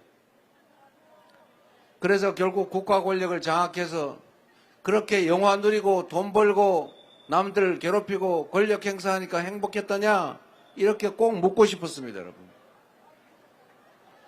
사람 한 사람이 얼마나 귀한 존재입니까? 자기 자식, 자기 부인, 자기 부모 생각하면 어떻게 그 알량한 권력을 누려보겠다고 다른 사람 가슴에 총알을 박습니까? 그래서 우리 국민들은 치열하게 싸워서 결국 1987년에 민주주의를 초보적이나마 만들었고 그 이후에 치열하게 피땀 흘리며 싸워서 결국은 박근혜를 촛불을 들어 권력에서 내쫓고 우리나라가 바로 우리가 주인임을 국민이 주인이라는 것을 보여주지 않았습니까? 그런데 8년도 다 지나지 않아서 다시 총을 들고 국민의 생명을 빼앗겠다고 영구적으로 권력을 행사하겠다고 비상계엄을 선포하는 이런 내란 행위를 일으켰는데 여러분 용서할 수 있겠습니까? 작년 12월 3일 밤에 우리는 맨손으로 그 계엄군을 막아서고 장갑차를 막아서 이 내란을 진압하고 있는 중입니다. 아직 내란은 끝나지 않았습니다. 내란 수괴가 뻔뻔스럽게 거리를 활보하면서 김문수 지지한다. 김문수 대통령 되면 좋겠다. 김문수 찍어주세요. 이러고 있습니다. 김문수는 내란 수괴 윤석열과 단절하겠냐? 라는 이재명 후보 질문에 아직도 답을 하지 않고 있습니다. 그가 과연 이 내란을 극복하고 내란의 책임을 묻는 이 대통령 선거에 후보로 나올 자격이 있습니까? 그런데 그가 다시 혹여라도 우리 국민들의 선택을 받아서 다시 대통령 자리에 간다면 결국 상황 윤석열의 통치가 계속되는 것 아닙니까? 저는 확신합니다. 김문수 후보는 내란을 극복하고 내란 수괴와 내란 주요 임무 종사자들을 엄정하게 처벌할 의사가 없어 보입니다. 이 내란 사태를 다시는 재발하지 않게 만들 의사도 없고 결국 그 내란 세력과 함께 다시 이 나라를 통치하고 지배하겠다는 그 생각을 가지고 있지 않나 의심됩니다. 여러분들. 네. 김문수, 이재명 두 후보의 유세 현장 생방송으로 연이어 보여드렸습니다. 저희는 세 분과 대담을 이어가겠습니다. 이재명 후보가 지난달 대법원이 자신의 공직선거법 혐의 2심 재판을 유죄 취지로 파기환송됐던 일을 두고 겪은 많은 일 가운데 가장 황당한 일이라고 말했는데요. 그러면서 원래 기각, 즉 무죄라고 들었었는데 갑자기 바뀌었다고 말했습니다. 국민의힘의 반응까지 이어서 듣고 오시죠. 제일 황당한 거 있어요. 일종의 특종일 수도 있는데 대법원 쪽에 저한테 직접은 안 오지만 이 소통들이 일반이잖아요. 사람 사는 세상에 이게 없을 수 없거든요. 제가 들은 바로는 빨리 정리해 주자였다고. 빨리 기각해 주자. 깔끔하게. 그랬다고 해요. 그런데 어느 날 바뀌었대요. 맞습니다. 특종입니다. 헌법을 유린한 권력자의 범죄 자백이기 때문입니다. 판결이 나기 전에 대법원의 내부 기류를 들었다는 말입니다. 그리고 그 결과가 바뀌자 불만을 터뜨린 것입니다. 이건 단순한 불평이 아닙니다. 사법부 독립에 대한 노골적인 도전입니다. 공무상 비밀 누설, 직권 남용, 사법거래 의혹이 정면으로 제기됩니다. 네, 대법원에서 기각이 될 거라고 했다. 그러니까 2심 무죄 확정이 될 거라고 들었는데 갑자기 바뀌어서 황당했다는 건데 이재명 후보의 이런 말 왜 나온 거죠? 뭐 주변 사람들이 기대 심리를 마치 과장해서 이야기한 걸로 저는 보고 있습니다. 기본적으로 굉장히 좀 급하게 이루어진 대법 심리지 않습니까? 그런 내용이 있다 보니 저희는 문제 제기를 할 수밖에 없었던 거고 실제 두 차례의 심리, 9일 만에 이루어진 재판이 잡히기 위해서는 기본적으로 원심을 확정하는 것이 타당하다라고 하는 대법관들이겠습니까? 그쪽에 있는 그쪽의 사람이라고 주장하는 사람들의 기대 심리를 이런 식으로 완곡하게 표현한 것이지 않겠느냐라고밖에 볼 수 없는 것이죠. 바꿔서 얘기하면 국민의힘 쪽에서도 헌법재판소에서 흘러나온 소식에 의하면 4대4 기각이다 이렇게 얘기하지 않습니까? 그러면 거래였습니까? 말이 안 되는 거지 않습니까?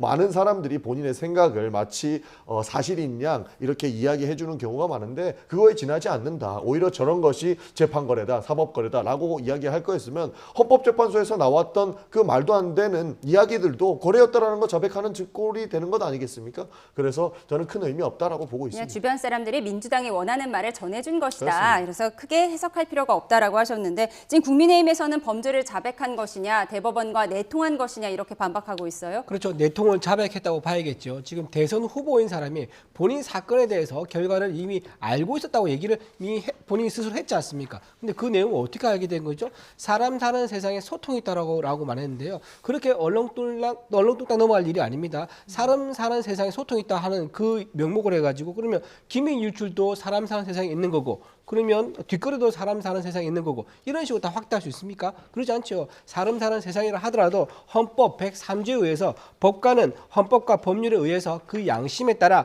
독립적으로 심판한다라고 되어 있습니다.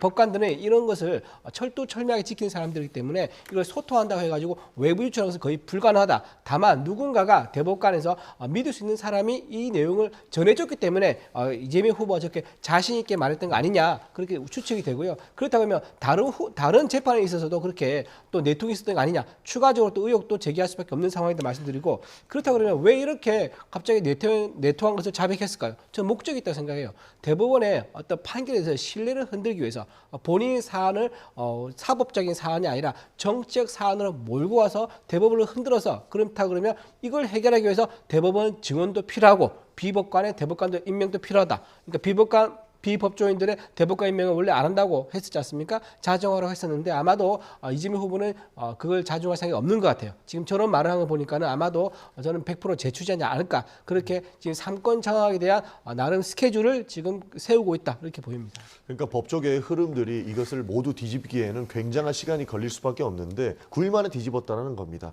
기본적으로 이 흐름이 이루어지려면은 원심을 확정하는 방안이 그런 시나리오밖에 없어 보인다라고 하는 사람들이 굉장히 많았거든요. 아마 그 흐름을 이야기한 것이고 이재명 후보가 이 지적을 한 이유는 제가 봤을 땐 보통의 흐름, 기본적인 흐름들은 분명히 이것을 뒤집을 만한 여론이나 뒤집을 만한 근거가 부족했는데 누군가의 검은 손이 들어갈 수도 있다. 이 대법원도 분명히 개혁의 일환이 될 수 있다라고 하는 부분들을 말씀을 주는 겁니다. 여기서 국민의힘은 사법개혁도 이야기하면서 사법부도 흔들려고 하는 것이냐라고 하는데 기본적으로 대한민국의 삼권 분립은 입법부에서 잘못하면 사법부나 행정부에서 견제하는 것이고 행정부가 잘못하면 입법부나 사법부가 견제하는 것 아닙니까? 그것을 통용으로 해서 봤을 때 사법부의 잘못은 입법부, 행정부가 바로 잡을 수 있어야 되는 겁니다. 사실 이 모든 것은 국민들이 결정해 줬을 때 가능한 부분이기 때문에 문제가 있는 것은 서로 상호 견제하면서 바로 잡아가는 것은 대한민국이 이야기하는 삼법 군립에서 반드시 필요한 내용들이다라는 지점을 다시 한번 말씀드립니다. 양당 입장을 들어봤고요. 그리고 마지막으로요. 선거 막판 후보를 비롯해서 각 당 안팎에서 나온 말들이 설화로 이어지기도 했는데요. 이 부분을 좀 정리해 보도록 하겠습니다. 먼저 개혁신당 이준석 후보 마지막 TV토론에서 이재명 후보와 권영국 후보에게 던진 질문이 문제가 됐죠. 여성의 신체를 언급한 발언에 거센 반발과 비판이 이어졌고요. 사과의 뜻을 밝혔습니다. 물론 그것을 보시면서 불편한 국민들이 있을 수 있다는 것은 저도 알고 있었고 그리고 그에 대해 가지고는 제가 심심한 사과를 하겠습니다. 하지만 제 입장에 봤을 때는 그것은 그런 언행이 만약에 사실이라고 한다면은 그것은 충분히 검증이 필요한 사안이다 이렇게 보고 있습니다. 네, 이 논란이 이재명 후보 장남의 공소장 공개로 이어지며 민주당도 곤혹을 치렀고 양당의 고발전으로 이어지기도 했습니다. 그런가 하면 김문수 후보의 부인 설란영 여사를 언급한 유시민 작가의 발언 또한 여성과 학벌 비하 논란에 나왔죠. 발언자인 유시민 작가가 사과를 했는데 사과 내용이 또 논란을 불러왔습니다. 오늘 김어준 씨의 발언까지 이어서 들어보시죠. 우선 표현이 좀 거칠었던 거? 그건 제가 잘못한 것 같아요. 근데 뭐 제정신이 아니다 이런 표현은 한목적적인 이성적인 판단을 하지 못하고 있다 그런 뜻이에요. 제정신이 아니라는 것. 내재적 접근법. 유시민 작가는 그러니까 두 사람과의 관계를 개인적으로 논평할 만한 경험도 자격도 정보도 다 있는 사람이에요. 이건 유시민의 학벌 조지가 아니라 김문수, 설란영의 배신과 변절을 따져야 하는 에피소드인 겁니다. 다만 민주당은 유시민 작가가 선대위 직책을 맡은 것이 아니라며 이재명 후보가 직접 나서서 선을 그었습니다. 들어보시죠. 하여튼 부적절한 표현이었던 것으로 보여지고 사과하셨다고 하니까 저도 우리 국민들께서 용서하시지 않을까 이렇게 생각됩니다. 네, 이 설화 논란의 후폭풍이 끊이질 않고 있는데요. 소장님, 이런 부분이 대선 막판에 어떤 영향을 줄 거라고 보세요? 영향을 주죠. 가장 광범위한 영향을 줄 수 있는 변수가 사실은 사람의 말이에요. 왜냐하면 이 말로 분노가 유발될 수 있습니다. 유권자들을 투표소로 가게끔 만드는 게 바로 이 분노거든요. 그 분노는 말로 원인이 되는 겁니다. 제가 짧게 말씀드리면 선거에 나서는 정치인들에게 제가 핵꿀팁을 드리면 웅변은 힘이다. 침묵은 금이다. 골드. 말을 안 하는 게 나아요. 그러니까 여러분들 아시겠습니다만 국민을 위한 링컨 대통령의 유명한 연설이죠. 이 연설이 게티즈버그 연설이 2분 30초밖에 안 돼요. 그 직전에 연설을 했던 사람이 미국의 저명한 웅변가인데 2시간을 이야기합니다. 2분 30초가 훨씬 힘이 있어요. 이게 말 잘하는 사람들의 문제가 뭐냐면 말을 많이 하는 게 좋다고 생각하는데 침묵은 금이다. 이게 가장 광범위한 영향을 줄 수 있는 게 지금 말, 설화, 독설입니다. 웅변은 힘이다. 그리고 침묵은 금이라는 소장님의 촌철살인으로 마무리하겠습니다. 지금까지 전용기 민주당 의원, 이준우 국민의힘 대변인, 배종찬 인사이트K 연구소장 세 분과 함께했습니다. 고맙습니다. 감사합니다.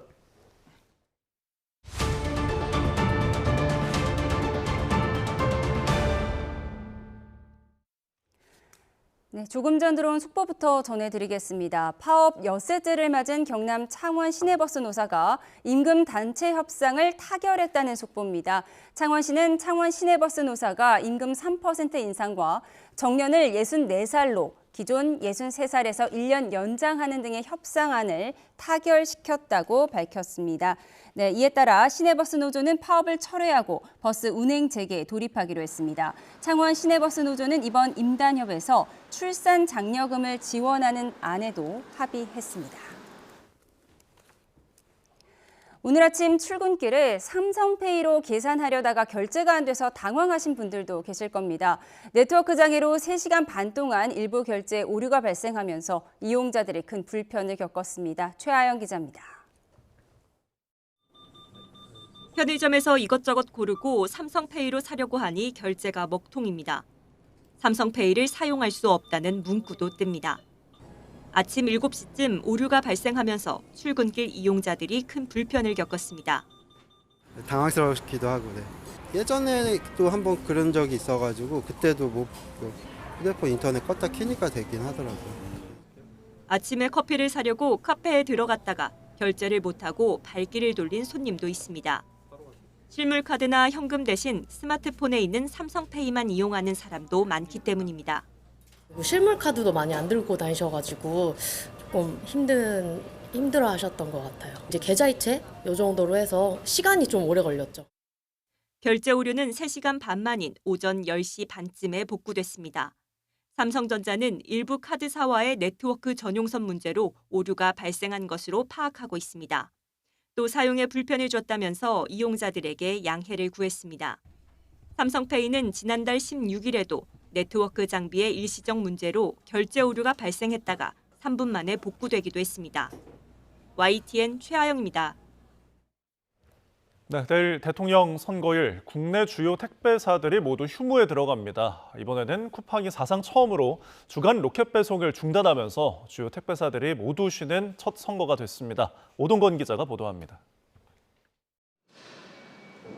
이번 대통령 선거일은 전국 택배 없는 날입니다. CJ 대한통운, 한진, 롯데 등 주요 택배사에 이어 쿠팡도 배송을 중단합니다. 쿠팡이 주간 로켓 배송을 멈추기로 한 건 2014년 이후 처음. 쿠팡 직고용 인력과 택배기사까지 모두 2만여 명이 휴무에 들어갑니다. 원래 택배 노동자는 사측과 위임이나 도급 형태의 계약을 맺는 특수 고용 노동자로 근로기준법상 근로자에 해당하지 않아 유급휴일이 보장되지 않습니다. 택배사와의 합의가 없으면 공식적으로 택배기사들이 쉴 수 있는 날은 택배 없는 날인 8월 14일 하루뿐입니다. 2020년 총선 이후 주요 택배사들이 일종의 합의로 선거일을 휴일로 지정했지만 올해 주 7일 배송 경쟁이 격화하면서 시행이 불투명한 상황이었습니다. 그러나 노동계와 정치권이 택배 노동자의 참정권을 강력히 요구하면서 이번 대선일 휴무가 성사됐습니다. 전국 택배 노동조합은 결정을 깊이 환영하며 택배 노동자의 참정권 보장을 위한 결실이라고 평가했습니다. 택배 노동자들의 참정권을 보장하는 조치를 취한 데 대해서 환영을 하고, 다만 이제 앞뒤에 물량이 쏠리는 일이 발생할 수 있는데 그런 부분들에 대한 적절한 조치가 좀 필요하다. 택배 배송은 보통 주문 기준 오전 11시까지만 당일 배송이 이루어지고 이후 주문은 다음 날 배송되는 만큼 오늘 오후부터 주문하는 제품은 배송이 늦어집니다. YTN 오동건입니다. 비상계엄을 사전 모의한 이른바 햄버거 회동 참석자 군 간부가 계엄 당일 노상원 전 국군정보사령관에게서 며칠 전 윤석열 대통령을 만났다는 말을 들었다고 증언했습니다. 서울중앙지방법원은 오늘 김영현 전 국방부 장관과 노상원 전 국군정보사령관 등의 내란 중요임무 종사 혐의 사건 공판을 진행했습니다. 재판에 증인으로 출석한 93회 육군 2기갑 여단장은 지난해 12월 3일 롯데리아에서 대화할 때 노 전 사령관이 며칠 전에 대통령을 만났다면서 자랑하듯이 얘기한 기억이 있다고 말했습니다. 대선 사전투표 과정에서 기표된 용지가 회성용 봉투에서 발견돼 선관위가 자작극으로 의심하고 수사를 의뢰한 사건과 관련해 경찰이 해당 투표용지를 확보해 DNA와 지문 분석을 의뢰하는 등 본격 수사에 착수한 것으로 YTN 취재 결과 확인됐습니다. 경기 용인 서부경찰서는 오늘 국립과학수사연구원과 경기 남부경찰청 과학수사대에 해당 기표용지에 채취된 DNA와 지문을 분석해달라고 요청했습니다. 경찰은 신고자 이외에 누가 종이를 만졌는지, 투표용지가 위변조된 흔적이 있는지 등을 확인하기 위한 과정이라고 설명했습니다. 충북 제천경찰서는 사전투표소 앞에서 모르는 사람에게 특정 후보 투표를 강요한 혐의로 60대 A씨를 불구속 입건했습니다. A씨는 지난달 29일 충북 제천시 중앙동에 있는 사전투표소 앞에서 일면식 없는 행인에게 특정 후보에게 투표하라며 손목을 잡아당긴 혐의를 받습니다. 대통령 선거를 하루 앞두고 코스피가 강보합으로 마감했습니다. 오늘 코스피는 전 거래일보다 0.05% 오른 2698.97로 마감했습니다. 트럼프 대통령이 미국으로 수입되는 외국산 철강 제품에 부과하는 관세를 25%에서 50%로 올린다고 밝히면서 하락 출발했지만 대선 이후 정치 불확실성이 해소된다는 기대감이 더 크게 작용한 결과로 분석됩니다.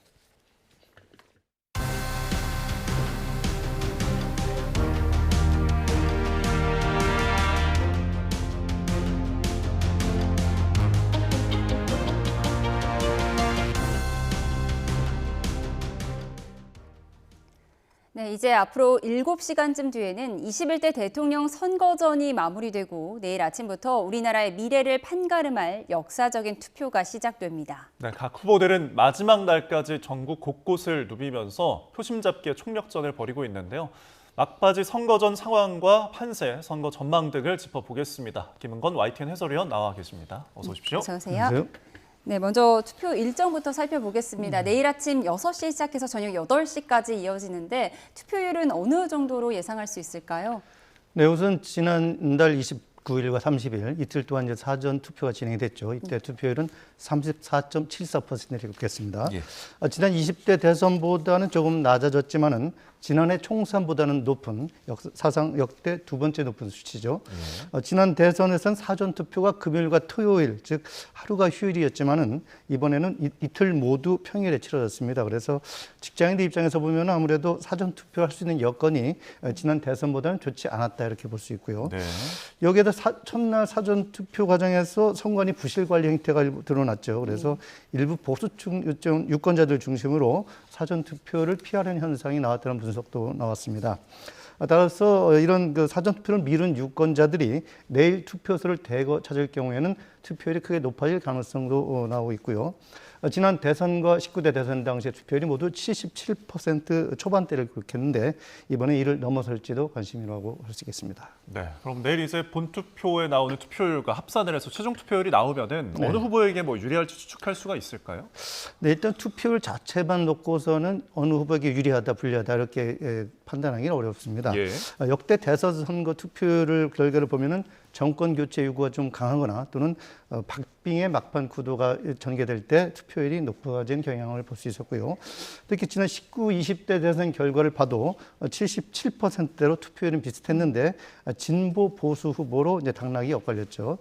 여기에다 사전 투표 과정에서 투표장 부실 관리 그리고 일부 불법 행위도 적발이 돼서 이런 이제 선관에 대한 신뢰 문제가 다시 불거지지 않았습니까? 네. 그래서 이것이 표심에 어떤 영향을 미칠지도 관심입니다.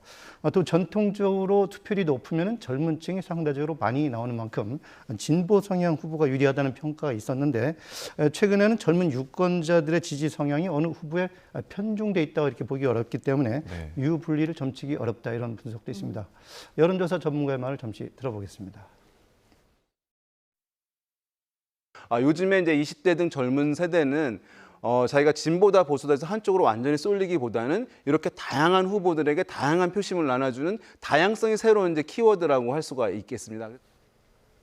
네, 결국 후보들 입장에서는 자신의 지지층을 투표소로 끌어내는 이런 전략이 필요할 텐데 지난 3주간의 선거운동 과정을 좀 키워드로 정리를 해보겠습니다. 네. 먼저 이재명 후보 유세에서는 어떤 얘기가 가장 많이 나왔습니까? 네, 이재명 후보 역시 내란 극복이라는 말을 많이 했죠. 그래서 계엄 쿠데타 관련 단어로 많이 나왔고요. 그다음에 주가나 태양광 같은 에너지 이런 경제 관련 발언도 많이 나왔습니다. 아무래도 이번 선거가 윤 전 대통령 비상기업 사태로 빚을 만큼 내란 극복이라는 그 메시지에 초점을 맞춘 것으로 보이고요. 또 여기에 최근 우리 경제가 침체를 겪고 있는 만큼 경제 회복을 위해서 국가 전략 산업으로 에너지 그리고 AI 등을 강조한 것으로 풀이게 됩니다. 그리고 코스피 5천이라는 메시지도 내면서 개미들로 표현되는 중산층에도 지지를 호소하는 전략이고요. 이재명 후보 휴일 영남권 유세 그리고 오늘 유세도 역시 중도와 보수 외연 확장에 주력을 했는데요. 관련 발언 잠시 들어보겠습니다. 네. 김대중 정책이면 어떻고 박정희 정책이면 어떻습니까? 더 유용하면 쓰는 거고 유용하지 않으면 버리는 거죠. 좌파 우파 우리는 그런 거 안 합니다. 우리는 실력파입니다. 실력파. 네. 국민의힘 김문수 후보는 어쨌든 역전을 하기 위해서 막판 총력을 기울이고 있는데 유세에서는 어떤 부분을 좀 강조를 했나요? 네, 김문수 후보 유세에서 특징적으로 드러난 부분 역시 이재명 후보의 차별화에 집중하는 모습을 볼 수 있습니다. 유세 초기에 이재명 후보가 이제 방탄조끼를 입고 유세를 했고 또 방탄 유리도 등장하지 않았습니까? 예. 결국 자신이 이런 그 방탄이 필요 없다 이렇게 하면서 자신감을 드러내기도 했고요. 그리고 이제 박정희, 이승만 전 대통령을 강조하면서 보수 진영의 결집을 시도한 부분도 풀이가 됩니다. 그리고 경제 문제에 있어서도 자신의 경기도지사 시절 GTX 사업을 시작한 점을 부각하면서 경제를 활성화하는 역량을 드러내려고 했다고 볼 수 있겠죠. 어제 수도권 종단 유세에서도 자신의 도덕성 그리고 유능을 강조했는데요. 잠시 들어보겠습니다. 그 조그만한 거 하나 하면서도 이렇게 말썽 많고 당군 일에 아마 가장 비리가 많고 의혹이 많고 많은 사람이 죽은 신도시가 대장동이라면 이 광교는 이렇게 크게 했지만 죽었다는 사람 없죠? 네, 그런데 선거 전 막판으로 갈수록 미래 전략은 없고 네거티브만 난무한다 이런 비판도 있었는데요. 이런 네거티브 공방들 선거 판세에 어떤 영향을 줄까요? 네, 네거티브 공방전 말 그대로 자기의 어떤 그 장점을 드러내기보다는 상대방 후보의 부정적인 부분을 좀 더 부각하는 거죠. 그래서 자신의 지지세 확산에는 크게 도움은 되지 않습니다. 다만 이제 선거 막판에 이제 선거전이 이른 만큼 지지 후보를 결정한 후보들은 이미 웬만한 네거티브 공세에 흔들리지 않을 정도로 그런 가능성이 크고요. 그래서 과거 지난 17대 대선 당시 보면은 이명박 후보 BBK 의혹이라는 대형 악재가 터졌는데 그때도 판세에 별다른 영향을 주지 못했다는 분석이 많습니다. 하지만 주로 앞선 후보를 따라가는 입장에서는 선거 구도나 공약으로는 더 이상 이제 추격이 이제 어렵기 때문에 네거티브 공세에 집중할 수밖에 없다는 그런 측면도 있죠. 이를 통해서 막판에 이제 흔들리는 부동층이 다른 진영을 지지하는 것을 막는 효과는 기대해 볼 수 있을 겁니다. 이 때문에 한 진영에서 네거티브 공세를 펴면은 또 다른 진영에서도 그게 맞불 공세를 하면서 이제 맞불 작전을 펴는 그런 측면도 있죠. 최근 후보 아들 그리고 유시민 작가 논란 발언 등을 수세처였던 이재명 후보 측에서 이제 리박스쿨의 댓글 공작 의혹 이런 것들 이제 관련해서 적극적으로 공세에 나서고 있는 것 이런 것도 역시 이런 측면으로 볼 수 있겠습니다. 네. 개혁신당 이준석 후보도 이제 TV 토론에 나와서 네거티브 공방을 벌이다가 오히려 그 발언이 논란에 휩싸여서 사퇴 압박까지 받기도 했는데 결국은 완주를 하게 됐네요. 네, 그렇습니다. 일단 이준석 후보는 이제 기존 정당과는 다른 이제 새로운 정치를 표방하고 이제 나선 거죠. 이제 유세 키워드에서도 보면은 이제 이재명 후보를 집중적으로 이제 언급을 하면서 이 후보에 대해서 자기가 대항마다 자신이 그런 측면을 부각을 하고 있고, 특히 자신의 TV 토론 이제 발언 이후에 이제 파장을 취소하는데 이제 주력을 하면서 이 후보에 대한 공세를 강화하는 모습을 보였습니다. 그리고 이제 윤석열 전 대통령을 비롯한 이제 비상계엄과 탄핵 관련 발언도 집중을 하면서 국민의힘과 또 차별화를 시도를 했죠. 어제 유세에서도 이제 윤 전 대통령의 김문수 후보 지지 발언을 인용을 하면서 국민의힘을 비판을 했는데 이 발언 잠시 들어보겠습니다. 그런데 국민의힘에 있는 인사들은 김용태 비대위원장이 짤막한 멘트를 낸 것을 제외하고는 윤석열 전 대통령을 강하게 이렇게 배척하는 메시지를 내지 않고 있습니다. 저는 이것은 국민을 존중하지 않는 것이다. 그런 생각을 하고 있습니다. 네, 이렇게 보수 진영 단일화가 사실상 무산되면서 3자 구도로 선거는 치러지게 됐는데 사실 보수 유권자 입장에서는 단일화 여부를 좀 기다려보자. 그래서 사전 투표하지 않고 본투표를 하겠다. 이런 분석도 있었거든요. 이렇게 단일화 무산에 따른 선거 판세 변화는 어떻게 예상하세요? 네, 사실 개혁신당 이준석 후보는 이제 줄곧 강하게 단일화는 없다 이렇게 반복을 했죠. 근데 오늘도 이제 단일화 여부 관계없이 어떤 방식으로도 김문수 후보가 이길 수는 없다 이렇게까지 이제 못을 받기도 했는데 그럼에도 이제 여전히 국민의힘에서는 단일화 불씨를 막판까지 살리려는 이제 목소리가 나오고 있고요. 아무래도 이제 보수 지지표가 이준석 후보에게 가는 것을 막고 김문수 후보 쪽으로 좀 몰고 오려는 그런 쪽이 막판에 힘을 기울이는 모습입니다. 하지만 이준석 후보가 마지막 대선 토론회 때 이제 여성 혐오 관련 발언으로 수세에 몰리면서 단일화 효과도 이제 좀 많이 희석이 됐다고 볼 수 있고요. 그리고 이제 민주당에서는 막판 단일화 가능성 여전히 경계하고 있지만은 판세에 큰 영향을 미치지 못할 것이다 이런 분석을 하고 있는 것으로 보입니다. 그리고 이제 윤 전 대통령과 이제 관계 문제 놓고 이준석 후보 끝까지 이제 국민의힘을 비판하는 상황이 이어지고 있는데 결국 이 후보로서는 이제 단일화해도 명분도 실리도 잃을 수 있다 이런 상황이기 때문에 현재로서는 판세에 별다른 영향이 없을 것이다 이런 관측이 많습니다. 네. 그리고 이제 내일 본투표가 이루어지고 8시면 투표가 종료되잖아요. 그럼 곧바로 개표가 이루어지는데 당선의 윤곽은 언제쯤 알 수 있을까요? 네, 당선 윤곽은 최종 투표율 그리고 이제 그 격차, 지지율 격차에 따라서 좀 늦어질 수도 있고 좀 빨라질 수도 있는데 대체적으로 현재 판세로 봤을 때는 자정 전후에서 이르면 밤 11시 이후에 이 정도의 이제 어느 정도 윤곽을 볼 수 있겠다 이런 관측이 나오고 있습니다. 방송 3사 출구조사는 이제 투표가 끝나는 저녁 8시에 바로 나오게 되죠. 그러면 이제 출구조사에서 이제 만약에 오차 범위 밖의 격차가 나든가 또 실제 개표에서 그렇게 또 진행이 되면은 일찌감치 이제 방송사 출구조사 이후에 당선이 예측될 것이라는 예상이 나오고 있고요.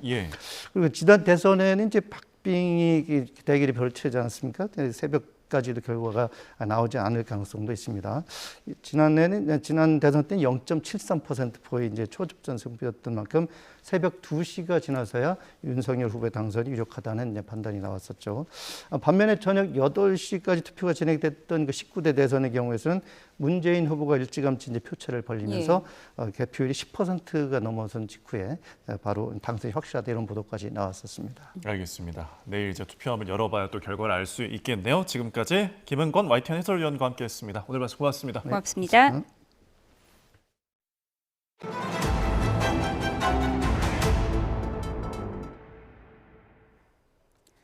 용산 대통령실은 선거를 하루 앞둔 오늘 업무를 사실상 모두 마무리했습니다. 정진석 비서실장 등은 대선 다음 날인 4일자로 면직되고 총무 비서관만 남아서 새 정부의 인수인계를 맡게 됩니다. 신윤정 기자가 보도합니다.